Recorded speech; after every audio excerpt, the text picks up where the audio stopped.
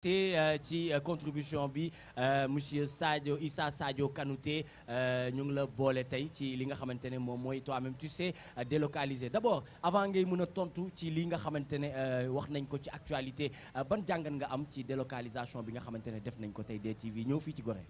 D'abord maa ngi leen di remercier ngeen bàyyi ma d'abord ma nuyu ñu ñuy seetaan nuyu leen yéen ñi ma invité. Merci. Bon délocalisation je pense que Sénégal yemul ci benn gox. Donc dem fekk ñeneen ñi pour man déjà wone que ñëpp ci bokk sens boobu la am. Tout à fait. Donc pour man franchement Sénégal yemul ci Dakar il faut ñu dem feneen ñeneen gis ñu pour ñu xam ne Sénégal benn bopp la kenn mënu ko xar ñaar. D'accord. Le fait que ñu fekk leen tey Gorée symbole bi mu am solo c'est-à-dire d'abord c'est l'envie de la liberté parce que fii esclavage lay wone. Bien sûr. Donc envie de liberté boobu dafay manifester à tout point de vue au niveau du Sénégal. Très bien. D'accord. Donc lan ban jàngat la ñu mën a am ci bi nga xamante ne Aram fësal na ko léegi nii ci marche bi nga xamante ne Manko Wattu Sénégal def nañ ko tey. Bon xam nga mbir ku nekk da nga koy jàngat ñun suñu parti nga xam ne mooy engagement pour le progrès du Sénégal ñun dañu décider ne du ñu dem ci marche ba li tax nit ñi dañuy gaaw a fàtte ndaxte tey li tax ñu tere marche bi itinéraire bi dara taxul ndogal bu démb moo tax ñu tere itinéraire bi donc ça veut dire que tey boo nekkee ci nguur booy jël ay ndogal bul jël ndogal bu la arrangé da ngay jël ndogal boo xam ne fii ak téeméeri at bu ñu tegee du la métti. mais ñoo ngi fàttali tamit ne 2011 arrêté boobu noonu maître Ousmane. moom laa lay wax arrêté bi moo ne commencé Malick Sy dem ba Cap Manuel maanaam képp kenn amatul droit di manifester politique ñi fi nekk bàyyoon nañ mu jàll. pourtant mënoon nañ ne ministre de l'intérieur constitution bi daf ko bañ. donc xam nga nit ki waroo ne lii dafa baax parce que tey daf la arrangé. moo tax ñu ñuy jiite nañ gën a bàyyi xel ne lépp looy jël bul jël parce que tey moo la arrangé sóoraaleel ëllëg parce que mbir mi du yëfu kenn yëfu ñëpp la. dëgg la donc lépp looy def nga seet sa diggante gi sa borom seet jiital ci askan bi bañ a jiital sa bopp. absolument loolu moo tax suñuy décision day def ñuy neex ëllëg mu naqadi ñu. d'accord. Très bien, c'est important Alaaji Sala Bigué Ndiaye laata ngay wax ci première actualité ba jat nga géej gi rek ah ba jat nga ko ndax maak yow mii kaasu ataaya moom sax ñun dañ ciy lab. waaw jërëjëf Nicolas jat naa géej gi. jat naa ko sunu jati géwél mu ne xam ñun ay ajoor lañ duñ jéggi ndox. waaw bu nu tegee sunu tànk dañ naan bisimilaay baa dëgg ak siin nas mun injin njuqi idal xara wala tuxli boona wala tuxli xaana ndeysaan wa man xaa sara naa fil masaya minnam jat nan ko jàmm rek la ñuy am Kumba Kastel du ñëw waaw du ñëw Kumba Kastel maa ngi laa nuyu waaw mais Nico waaw man lii bettu ma de opposition bi lii am ni bettu ma ki lay wut li ko arrangé rek lay xool mooy ni ko monsieur Kanouté waxe léegi dañoo am benn politique boo xam ni dafa tardé dafa nañ ni boo duggul prison sax doo nekk leader buñ la tëjul kaso doo siiw suñu politiciens yi loolu la ñu gëm mais bu fekkee yoon dafa am buñ la nee am nga jox marshal mais diggante bi ak bii bul fa dem bu dee marché rek nga bëgg comme ni ko Pape Ousmane Cissé waxee mais jarul ngay dem fu ñu lay tere véhiculer ce message te nee naa la yeneen di nga ko déggaat parce que loolu la ñuy wut dama ne woon nag état bi kuy tëru kuy teggee ci ay su ma doon état bi dama naan leen marché leen ba géej gi fer bu leen neexee sax ñëw fi ñëw Gorée ci Kumba Kastel ñu marché fi ci délocalisation wala ñu dem Maam Kumba Bang ca Ndar wala ñu dem Kumba Lambaay waaw Lambaay ca Tëngéej wala ñu ñëw sax Maam Jare ca Yoof nanu marché ba dagg dëgg la kun koy def jërëjëf mais nii suñuy dooma ciy gaañu suñuy dooma ciy lor askan wi ñoo ciy dellu ginnaaw suñu alal la ñuy yàq d'accord réew dañ koy tabax te buñ koy tabax at lañ koy tabax dama ni loo yàq ci lii nii fukki at moo koy réparé kon Sénégal moo ciy ñàkk rek Nicolas. très bien jërëjëf Alaaji Sala Bigué bonsoir Fatima bébé et maman tey na nga waxtaanee lu gën a ti am solo waaye ban lecture rek ngay def en 10 secondes ci lii nga xamante ne nañ ko ci marche opposition bi. constitution bi moom moo joxe droit pour képp ku bëgg a marché mu marché mais comme que affaire bi ay tooñante la. fallait que ñoom ñu ne leen fii bu leen fi jaar léegi fallait que aussi ñu ne non lii day yomb trop bu ñu fi jaarulee pour rek bëgg a indi coow xulloo lii nii xew nii tey defe naa ne bettul kenn et que comme ni ma ko doon waxee rek pour ñii di population yi ñoom ñoo war a vigilant et que politiciens yi ku ci nekk yaa ngi jéem a tirer de ton côté pour rek ñu mën a wax ne ndekete ñii ñoom ñoo am raison. D'accord, très bien, merci Fatima. Et pour clore l'actualité pour la première partie alors juste ajouter que comme Père Sala lu mu ko doon wax rek sànq am na ñu jógee ba ay Thiès bokk ci Banco Wattu Sénégal pour rejoindre manifestation bi effet escompté bi Fatima brossé na ko c'était juste pouvoir faire tilt te xam naa loolu la ñu bëggoon te am nañ ko maanaam comme joxuñu leen daal autorisation lañ bëggoon mooy askan bi jot ci dénoncer dérive yi nga xamante ni ci la ñu jàpp mooy président Macky Sall nu mu yoree réew mi des na te am na ay tontu yoo xam ne ñu ngi ko ciy xaata ba léegi wanewu ko d'accord maanaam loolu yëpp daal la ñu jéem a forcé wane ko tey te Seneweb moo ko fësal muy xibaar boo xamante moom la ñu jiital mu des yeneen. Très bien, merci beaucoup Aram Touré. Tout à l'heure, nous allons sur la deuxième partie de l'actualité de l'Internet. Mais je vous rappelle qu'on a M. Issa Sadio Kanouté, muy président engagement pour le progrès du Sénégal, muy EPS. Et bien sûr, Pape Ousmane, nous démarrons l'actualité politique. waaw li ma ko bëgg a laaj rek mooy tey comme ni ma ko waxee Sénégal dafa sonn ci xeetu politique bi ñu fiy gis li ñuy soxla mooy fexe nu ñu jëlee askan wi ci jafe-jafe yu nekk yéen ñiy prôné troisième voie comme ni ko Amsatou Sow Sidibé waxee woon démb troisième voie boobu lan la.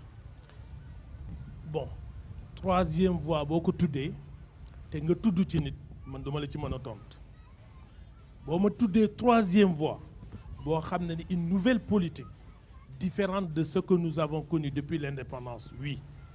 lan mooy nouvelle politique. Nouvelle politique mooy mettre les populations au cœur des choix au cœur des décisions au cœur des visions. C'est ça la nouvelle politique loolu am na de. mënuñu ne am na su amoon 1960 ba léegi population yi duñ continuer di jàmbat lu ñuy jàmbat de 1960 ba tey mu ngi fi dara dañu fi parce que nit ki balaa nga koy defal li mu bëgg da ngay xam li mu bëgg c'est bien beau ñuy wax ay stratégie ay plan mais est-ce que les Sénégalais se sentent là-dedans est-ce que ñu ngi tenir compte de ce que les Sénégalais ont besoin tey et à l'instant. mais xam nga man su ma lay déglu discours bi ngay wax nii uute wu ñi fi nekk yu mel nii la ñuy wax nangam c'est-à-dire xam nañ jàmbati mais li ma bëgg a wax mooy. concrètement est-ce que tey par exemple yéen pare ngeen pour changer donne bi fi nekk fan ngeen di jaar. li ñu war a njëkk a def li Sénégal am comme richesse dellu ci Sénégalais yi mais ñu bañ a def ay lobbying yoo xam ne ni ñi nekk ci biti ñoo koy am muy benn. loo bëgg a wax foofu. maanaam li ñu bëgg a wax par là lépp loo xam ne richesse su Sénégal la moo xam pétrole la moo xam or la moo xam suuf la moo xam leneen la maanaam sénégalais mën ci njëriñoo le maximum que possible. da nga jàpp ne loolu amul jamono ji. amul lobby moo nekk ci ginnaaw. sëñ bi. tey marche bi su ma jëlee histoire marche bi on a parlé du pétrole on a parlé d'autres ressources. man du gaz tey. xam nga mbir mi pourquoi mu doy waaru c'est une situation très dangereuse à la fois ñu ñuy tuumal ak ñuy tuumaate ku ci ne am na loo ci séntu ku ci ne am na loo ci séntu dama bëgg laaj benn affaire monsieur Kanouté parce que junjoon naa ko Pape si benn plateau bu mu waroon def ak waa TMTC mais dafa mel ni àggeewu ko man j'ai l'impression que seen mouvement yeeg parti yeeg yi ñëw yëpp doole askan bi ngeen di xeexee muy beneen bi mooy deuxième question bi mooy lu ma leen di reprocher mi pourquoi tout le temps attendre qu'il y ait un fait pour que yéen ñëpp ngeen dawanoos day mel ni yéen opposition bi amoo leen initiative. opposition de circonstance finalement. soxna si. dëgg la Aram Touré. dëgg la tey soo waxee loolu mënuma la weddi ndaxte fu ñu dëkkal politiciens yi la mais ñun.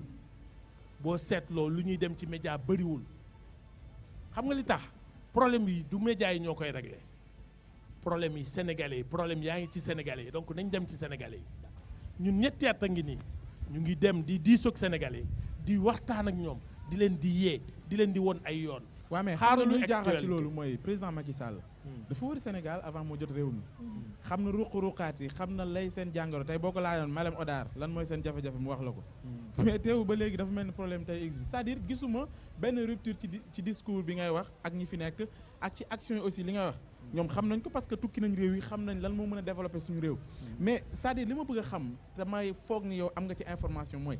lan moo waral ban jafe-jafe la am système bi moo baaxul wala dañu amul leader. comme niñ ko bëggee.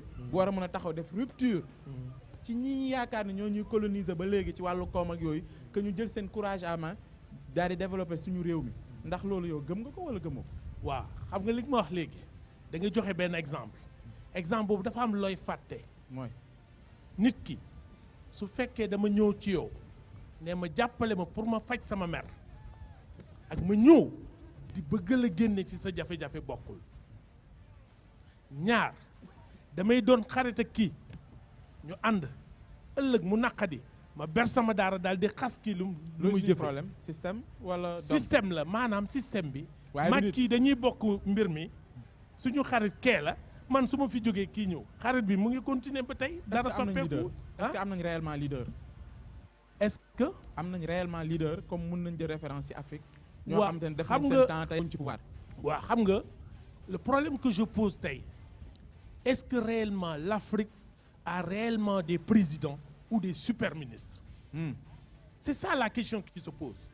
Parce que les présidents tey il faut qu'on mette nos présidents à l'abri des hommes d'affaires du monde.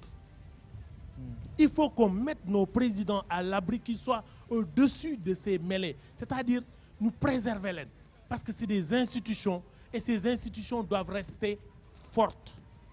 C'est ça le problème. mais ñun on a un régime présidentiel d'autant plus que tey ñëpp ñu ngi wax ni maanaam pouvoir yi président bi am dañoo war a mën a dem à un moment donné boo xam te ne wàññil ko parce que moo indi xëy na ñenn ñi li ñuy jàpp donc man ma jàpp ni foofu aussi soo waxee ni war nañu leen mettre à l'abri est-ce que amul contradiction un peu. Vous me parlez de régime présidentiel kenn mënu ko dindi Sénégal. Mais qu'est-ce que représentent tey nos présidents face au monde, face aux défis du monde, face à la coopération du monde? C'est là la question. Est-ce que réellement mën nañ am ay alter ego? C'est ça. Parce que tey le problème du pétrole suñ déggee on n'a pas entendu le débat se poser entre tel et un autre président. On parle d'hommes d'affaires. On parle d'entreprises privées. mais yéen a si dugal président. Non. Parce que c'est l'opposition qui a demandé à ce que le président réponde dans cette affaire. Alors que frère am la ñu cité, donc l'homme d'affaires c'est le frère et non le président. Attendez, moi je ne dis pas, je ne vais pas citer le président, mais je me dis que le ministre qui est chargé d'aller prospecter et de voir les opportunités que cette affaire pourrait donner au Sénégal est un fait. Mais la décision finale revient au président de la République. Que ce soit tous les présidents qui sont passés, c'est à eux de signer des décrets pour l'applicabilité de ces contrats ou de ces partenariats. Raison de plus, de nos jours, moi je veux que les présidents prennent le soin de prendre leurs conseils après que le ministre leur dépose un projet, que les conseillers puissent faire leur travail pour voir pour voir réellement les opportunités et tous les manquements liés à ça. Très bien, merci beaucoup. Je vous rappelle qu'on a comme invité M. Issa Sadio Kanouté pour traiter l'actualité politique et sociale. C'est le président de Engagement pour le progrès du Sénégal, Moudi EPS.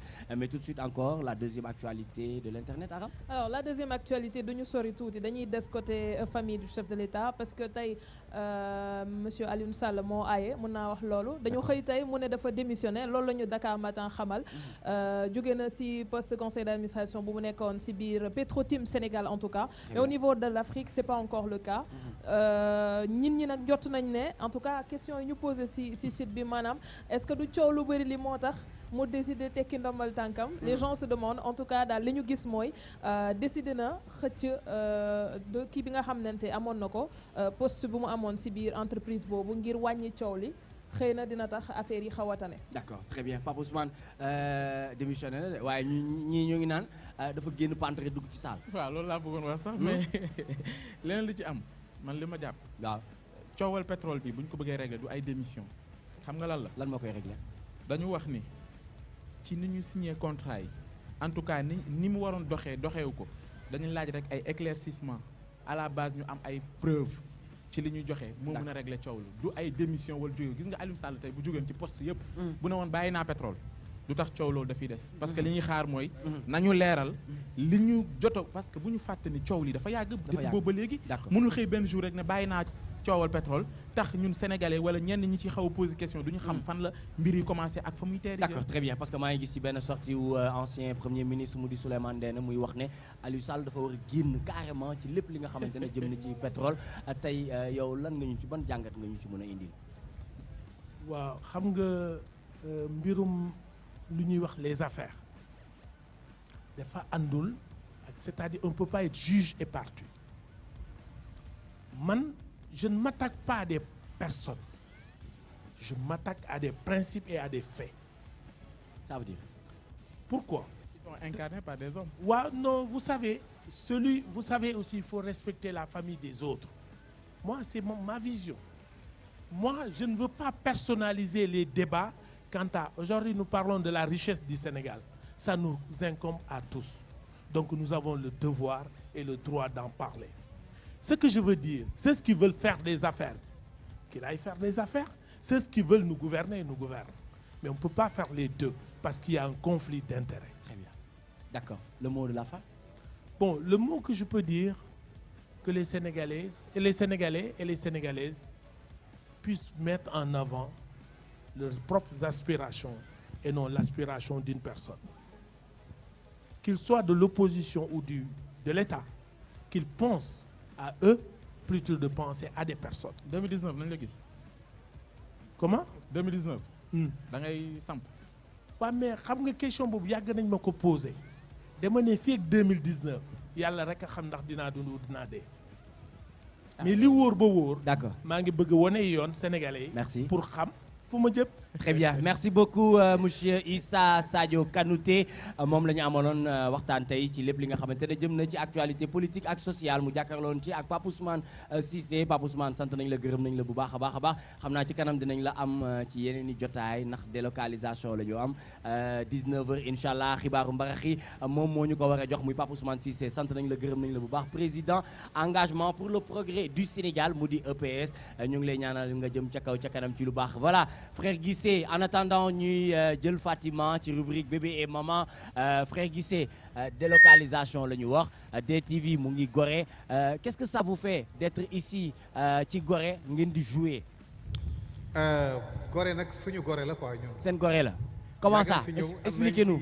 waaw xam nañ fi ñu bari. d'accord famille yu bari te yàgg nañu fi ñëw di fi def loo xam ne daal ñoom seen bopp vraiment.